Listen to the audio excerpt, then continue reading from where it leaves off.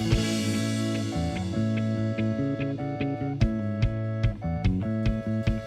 go.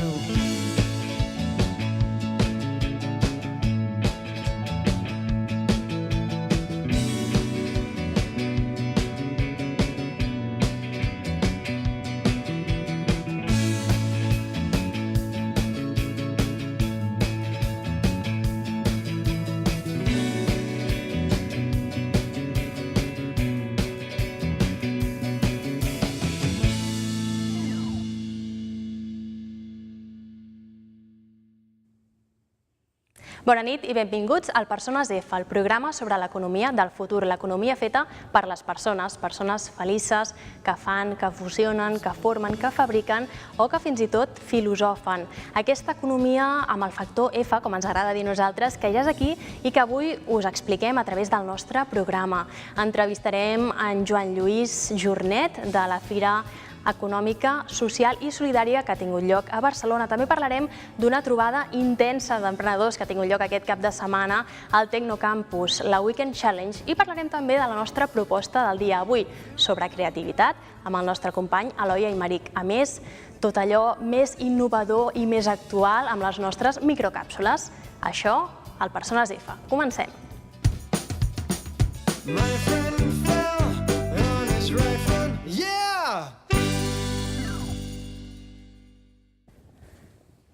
Ens trobem amb Joan Lluís Jornet, membre de la xarxa d'Economia Solidària, la xarxa que organitza aquesta Fira d'Economia Social i Solidària que ha tingut lloc al recinte Fabra i Coats de Barcelona aquest cap de setmana. I parlem amb ell per saber quins són els valors que envolten aquestes empreses d'economia social, que en diem.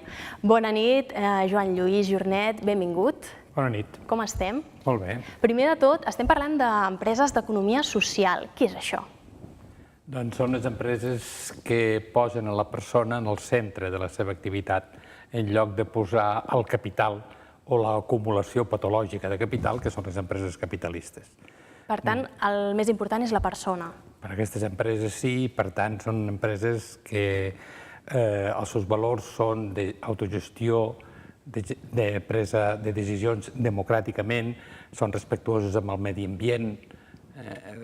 És contradictori que tinguem un sistema que diem que tots som demòcrates, però en canvi, quan parlem d'economia, no. Aquí hi ha un dictamen, una dictadura del capital. Es tracta de canviar aquest sistema de funcionament contradictori. I poden funcionar les empreses que no tenen el capital o l'objectiu de guanyar diners com a primera opció, primera prioritat, vaja? No solament jo penso que poden funcionar, sinó que són l'autèntic futur de la societat. Amb el sistema d'acumulació de capital i de destrucció de la natura, jo crec que la humanitat no té futur. El futur de la humanitat, si no anem cap a una destrucció total del planeta, serà per unes empreses que funcionin a través de tenir aquests valors posats en primer terme. La Fira d'Economia Social i Solidària l'organitzeu des de la xarxa d'Economia Solidària. Què és la xarxa d'Economia Solidària? Quins objectius teniu vosaltres? La xarxa d'Economia Solidària, els objectius és difondre aquesta altra forma de fer economia, és manifestar i fer entendre, i aquesta és una de les finalitats, que hi ha una altra forma de fer economia al marge del sistema capitalista i, per tant, es tracta de produir, consumir, estalviar i financiar de manera responsable i de manera respectuosa amb els principis de l'economia social i solidària. I de les coses que fem, una d'elles és la fira, una altra són llibres, una altra són balanç social, que és una cosa molt important, és a dir, la Constitució espanyola, per exemple, diu que tota la riquesa del país està per garantir el bé comú. Però, en canvi, quan posem les empreses en marxa, l'única cosa que els preguntem és quants de diners han acumulat a final d'any. Aquest és el balanç que va al registre mercantil. No hi ha cap pregunta més. Com s'han aconseguit aquells diners amb igualtat de gènere, amb conciliació de la vida familiar, amb explotació infantil? Això ningú ho pregunta. L'únic que importa és que si han acumulat o han tingut pèrdues econòmiques. Per tant, aquí de bé comú no n'hi ha. No n'hi ha, en aquesta mena absolutament no n'hi ha.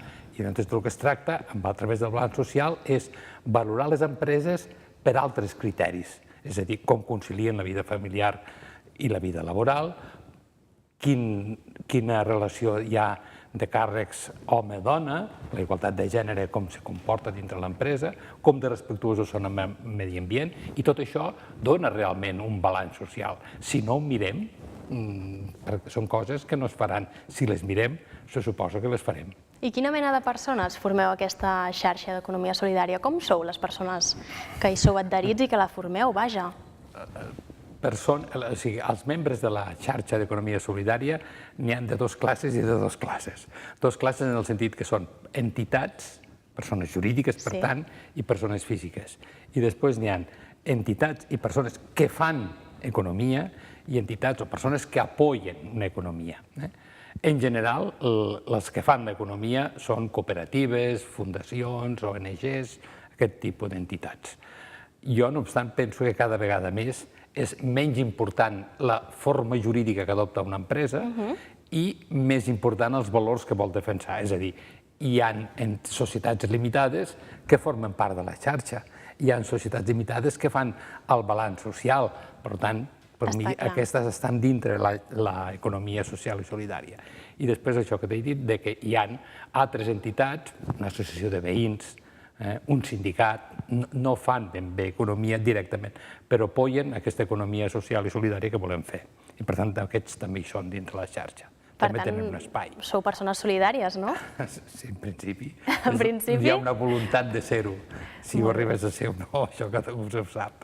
Estàvem parlant d'aquesta fira que va tenir lloc a la Fabra i Coats de Barcelona. Quin és l'objectiu d'aquesta fira? Per què les feu, aquestes fires d'economia social i solidaritat? L'arrel de començar a fer-les, que va ser l'any passat vam fer la primera, aquest any ha estat la segona, amb gran èxit, jo penso, de gent, de participació, d'ambient, sobretot. Es crea un ambient d'alegria i de confiança en un futur diferent. Una il·lusió, no, potser? Una il·lusió de que una altra forma de viure i una altra forma de fer és possible. És a dir, no són teories, no són discursos que s'elaboren a la universitat, és una manera pràctica de viure de manera diferent i al marge d'un sistema que creiem que no és bo. Llavors, això es respira. I la primera finalitat de fer-la és precisament aquesta. A Milà també hi ha una fira de fa molts anys, ens porten molt avantatge, que ells fan i demostren, podríem dir, a la ciutadania de Milà, penso que passaven 200.000 persones, vam dir, per la fira de Milà. Déu-n'hi-do. I es demostra, podríem dir, la finalitat és demostrar que és possible ja a Milà avui viure al marge del sistema capitalista. És a dir, tu pots tindre la teva banca ètica, tu pots tindre el teu bar, que és una cooperativa, tu pots tenir el teu diari, que està en la mateixa línia, pots viure, per tant, dintre d'uns criteris diferents del sistema que ens mana. Joan Lluís, és el que deies, és un discurs molt bonic i és molt ampli. Explica'ns un exemple concret en clau micro, d'iniciativa local, que sigui real, que estigui fent realitat tots aquests valors que ens estàs explicant, vaja. N'hi ha tants. Hi ha totes, per exemple, les cooperatives, que aquí es diu cooperativa i moltes ni tan sols tenen la forma de cooperativa, això ho deia abans, que no és important la forma jurídica, les cooperatives de consum, és a dir, gent que es posa d'acord amb els que produeixen els béns i les coses que ens mengem i uns altres que les consumeixen. I entre tots fan, inclús es treu una nova paraula que es diu prosumidor, pro de productor i sumidor de consumidor. Prosumidor és la mescla dels dos conceptes que es responsabilitzen des del principi fins al final. Per què? Per menjar millor, per menjar productes més sans, per obtenir més salut, i això em penso que és una cosa que cada dia s'extén més. Aquí a Mataró n'hi ha diverses de cooperatives d'aquestes que treballen i que fan aquesta activitat. Fantàstic. I així per acabar, que ens queda poquet temps, quin és el factor F que hem de tenir per tirar endavant o que han de tenir les empreses socials, d'economia social? Això que diem, aquest concepte de factor F, aquest ingredient... Jo he viscut 40 anys en sistema cooperatiu. Durant els 10 primers anys no ens ho deixàvem fer, a partir del 78 ho vam fer i ja estàvem fent una cooperativa d'advocats. La meva conclusió, i per tant hem viscut nosaltres i hem assessorat altres gent. La cooperació en lloc de la competitivitat és el factor fonamental per mi d'això i d'aquest tipus d'empreses. Cooperar i relacionar-se uns amb els altres. De manera que al final de tota la meva vida professional la conclusió era que no solament és necessària aquesta autogestió, aquesta autoorganització de totes les tasques i la cooperació, sinó que a més un altre factor que en deia el factor A, que és el factor de l'amistat, el factor de l'amor en últim terme. És a dir, estimant-nos, fem l'empresa més fàcil, més productiva, d'això que en diuen més competitiva, però jo en dic més amorosa, més adequada al sistema de la persona humana. Exacte, més humana, exacte, sí senyor. Doncs Joan Lluís Jornet, de la xarxa d'Economia Solidària, moltíssimes gràcies per ser aquí amb nosaltres i per donar-nos aquest factor F, factor A, avui, aquesta nit, al Persones F. Gràcies i fins ben aviat. Moltes gràcies, bona nit. Avui, dimarts 29 d'octubre, s'ha celebrat el 5è Fòrum d'Inversió del Tecnocampus Mataró al Centre de Congressos del Parc Tecnològic. De 3:15 fins a les 6 de la tarda, 7 empreses han exposat el seu projecte innovador davant d'un auditori d'inversors. Aquestes 7 propostes són les finalistes del Pitch Business que es va realitzar el passat 17 d'octubre i on cada promotor va presentar la seva empresa. De totes les candidatures que es van presentar, aquests 7 projectes seleccionats són els més innovadors, amb més elevat potencial de creixement i que busquen capital d'inversors privats. Durant més d'una hora s'han celebrat reunions entre empresaris i inversors i visites als estants de les empreses. Si vols conèixer més de fons el 5è Fòrum d'Inversió Tecnocampus Keiretsu Fòrum, visita www.tecnocampus.cat.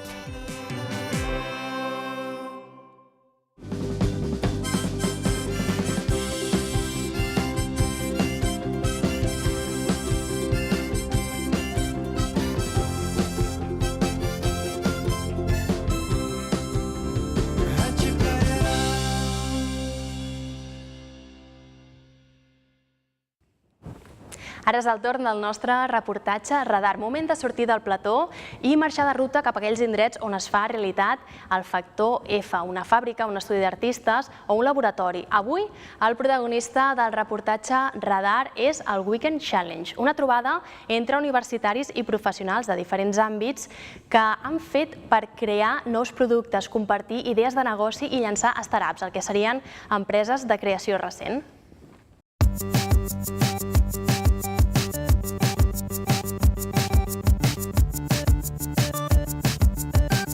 El Weekend Challenge és un cap de setmana intensiu on universitaris de diferents perfils aporten la seva idea per treballar-la i enriquir-la durant aquest cap de setmana.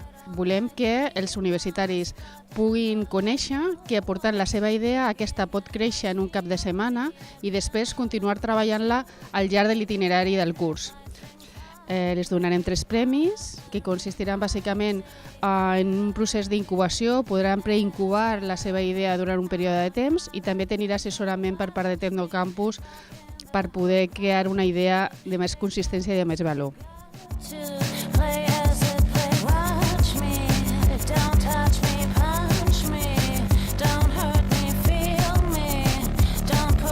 Una idea només té sentit quan l'execució aporta un valor diferencial al que paga i repeteix i recomana aquesta experiència als seus amics. És la prova de foc és que la gent et pagui per aquella execució d'aquella idea.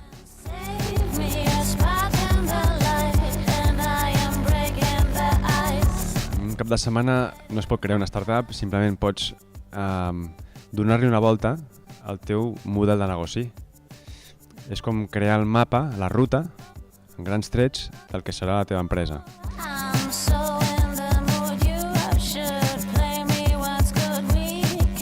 Joves que volen emprendre, els recomano que no es llancin a la piscina sense veure si hi ha aigua a la piscina. És molt fàcil creure que tu has descobert un oasis, però en realitat has de xequejar que realment allà hi hagi aigua. I això vol dir a vegades més paciència, testejar molt bé a poc al mercat, que respongui positivament i a poc, la paraula és a poc, anar creixent.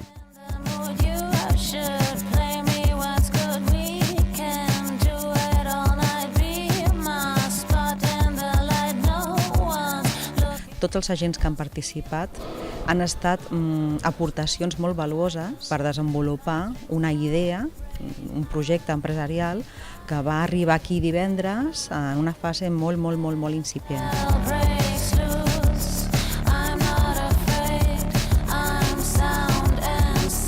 Des de divendres fins diumenge treballant per desenvolupar un projecte empresarial que un inversor pugui arribar a comprar.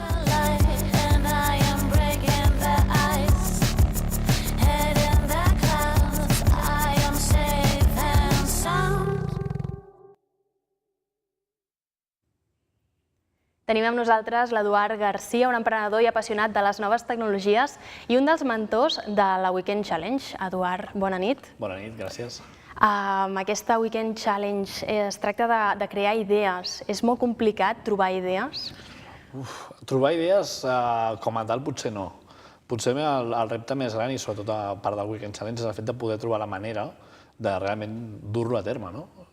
Aquí és on potser el valor del Weekend Challenge passa a ser de tinc una idea, crec que és bona, anem a ficar-la dins d'un procés per realment saber si té o no té opcions de convertir-se en realitat. I les idees com arriben per això? Bueno, el procés de les idees pot ser hi ha qui et dirà còpia, a partir d'ara còpia innova. Home, no. Com a procés d'innovació. I llavors hi ha els genis que realment són els que tenen la capacitat d'innovar de zero i és d'on surten els projectes. A partir d'aquí hi ha diverses opcions. Estudiar mercat, trobar una necessitat, buscar un projecte que pugui donar sortida a aquesta necessitat i principalment a partir d'aquí és quan es testeja que realment això sigui possible, sigui vàlid, sigui econòmicament sostenible i una sèrie de tendències necessàries perquè realment l'empresa sigui viable.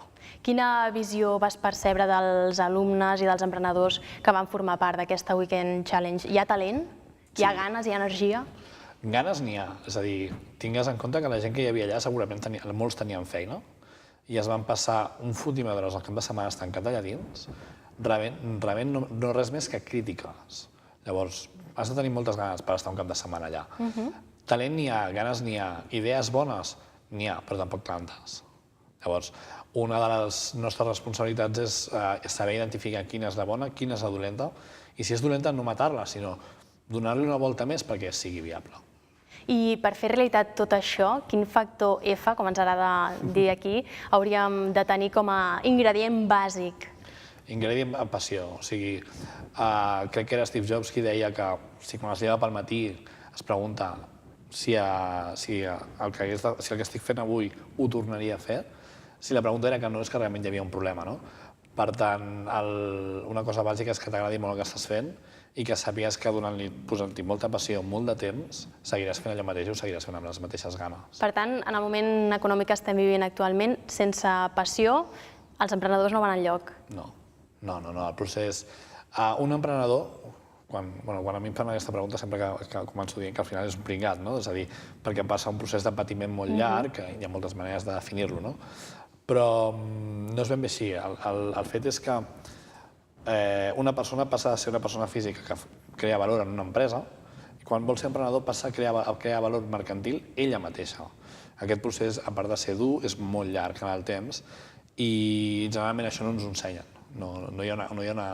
Ara comença a haver-hi cursos d'emprenedoria, però antigament i inicialment no hi havia aquest procés, no existia i l'has d'aprendre. Fantàstic. Doncs moltíssimes gràcies, Eduard Garcia. Ens quedem sense temps. Gràcies per aquest apunt. Felicitats per la Weekend Challenge i fins aviat. Gràcies. Bona nit.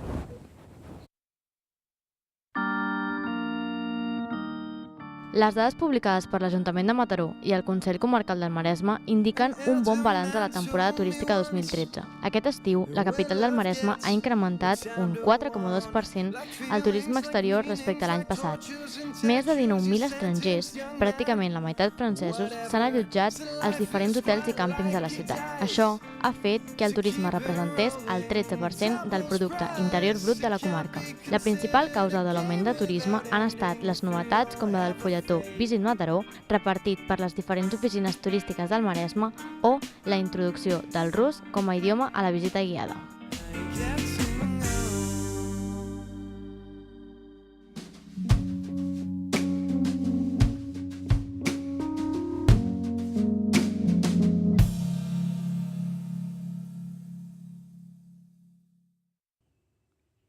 I a cada Persones F dediquem un moment final per parlar d'aquesta proposta del dia cada setmana d'una temàtica diferent. Hem parlat d'economia, acadèmia universitària, innovació i avui ens toca parlar de creativitat amb el nostre company i de fet director del programa, Eloi Aymeric. Eloi, bona nit. Bona nit. Ens vens a parlar de l'artista visual Jordi Cuyàs, que està exposant sobre Salvador Espriu. Correcte, és una proposta una mica especial, interessant. Jo crec que una de les coses també que crec que hem de buscar en la gent que té factor F, i en aquest cas jo crec que el Jordi Cuyàs ho té, és aquesta proposta també de vegades d'anar a buscar el més antic, el més original, el més ancestral, el més tradicional, i saber-ho revisitar i posar-ho en una clau molt contemporània. Això segurament ho podem fer des de reinventar patrons de moda, però també ho podem fer recuperant a partir de la cuina amb aplicacions noves, o per exemple, en aquest cas, a partir d'il·lustracions que ha fet Jordi Cuyàs, un artista reconegut de Mataró des de fa pràcticament 20 anys, i ell el que ha fet és a partir de 10 personatges de l'univers de Salvador Espriu, fer-ne, diguem-ne, portar-los a la vida. Com ho ha fet? A partir d'una idea molt bàsica, que és il·lustrar-los en blanc i negre, recreant, diguem-ne, el que és l'animació de dibuixos animats tradicional, la que es feia, diguem-ne, aproximadament fa 40 anys, molt diferent al que hem vist, per exemple, amb altres programes de Persones F, com NeoRender, per exemple, que fa dibuixos animats en modelatge 3D. Aquí no, aquí fem animació a partir de, fotograma a fotograma, i és un resultat que es pot veure a l'espai expositiu de Can Palauet de Mataró com una proposta en la qual ell agafa aquests 10 personatges de l'univers de Salvador Espriu, en fa 10 curtmetratges que duren aproximadament un minut cadascun, en podrem veure algun, diguem-ne, tenim unes imatges per ensenyar aquestes animacions, i és una manera una mica diferent de presentar també el Salvador Espriu, diguem-ne, que com sabem aquest és l'any Espriu. Per tant, en Jordi Cuyàs ha agafat aquest valor d'anar cap al passat o cap a l'origen més aviat, no? Correcte, una mica també és per dues coses, no? Per una banda, posar com podem reinterpretar un personatge com Salvador Espriu, un personatge que el seu fort va ser a la dècada dels 50-60, i per altra banda, com agafar una tècnica, en aquest cas creativa, com és la il·lustració, que és una cosa que sembla que estigui de modé fins i tot, i en canvi donar-li aquest toc d'animació de dibuixos animats, i acaben sortint uns resultats, els espectadors que ho vegin des de casa realment és molt suggerent, és molt interessant.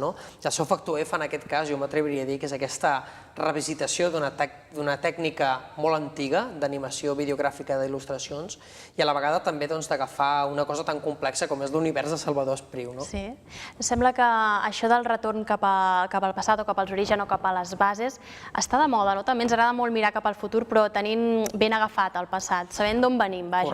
Correcte. Jo, com et deia abans, per exemple, jo crec que una de les gràcies també de tot plegat és que a partir de tecnologia d'animació que tenim ara i amb equips d'edició no lineal molt potents que fa 15 o 20 anys era impossible tenir, ens permet que ell des del seu propi estudi, un il·lustrador que treballa amb rotulador i amb paper, diguem-ne, gairebé amb pluma, com pràcticament funcionàvem fa 500 anys, ell pugui generar una animació, diguem-ne, videogràfica i que els personatges de Salvador Espriu tornin a la vida. Jo crec que aquesta idea d'emprar dues tècniques aparentment distorsionades en el temps, és a dir, l'animació per ordinador i a la vegada la il·lustració com funcionava fa 500 anys sobre paper, és una mescla que genera molta atracció. Jo crec que aquest tipus de barreja, de vegades també passa, per exemple, amb el món de la música o passa a vegades també amb el món de l'animació 3D, ho fem tot tan perfecte que després necessitem embrutar-ho, necessitem generar-ho artesanal. Per creure'ns-ho, per dir,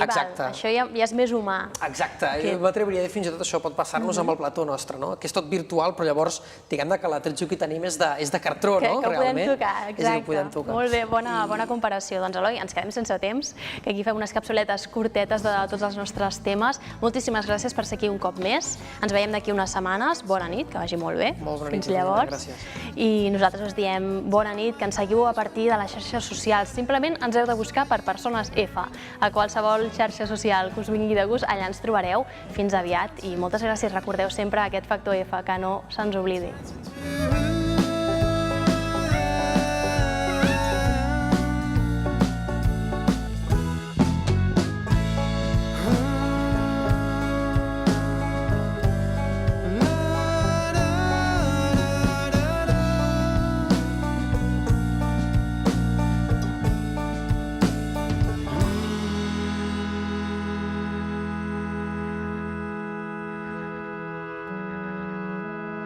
Thank